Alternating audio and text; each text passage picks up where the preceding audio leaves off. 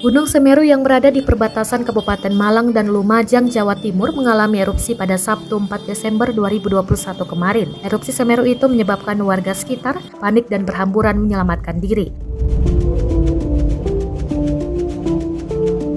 Seperti video yang diunggah oleh akun @budoyojawi, warga terlihat tergesa menaiki motor dan mobil untuk menjauh dari lokasi yang tampak diguyur abu vulkanik. Kondisi jalan pun menjadi padat dan macet akibat paniknya warga yang berhamburan. Wajar hal itu terjadi, mengingat erupsi yang terjadi tergolong besar.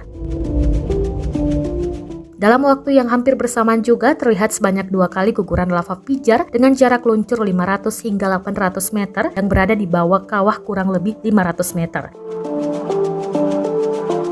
Sementara itu, menurut pantauan, memang peningkatan aktivitas ini terjadi sejak Jumat malam. Beberapa kali guguran lava turun mengarah ke jalur lahar di Desa Cura Kobokan, Kecamatan Pronojiwo. Yang tak kalah mengerikan, langit saat terjadi erupsi juga terlihat amat gelap. Padahal dalam video tersebut disebutkan jika saat itu kejadian berlangsung masih pukul 3 sore.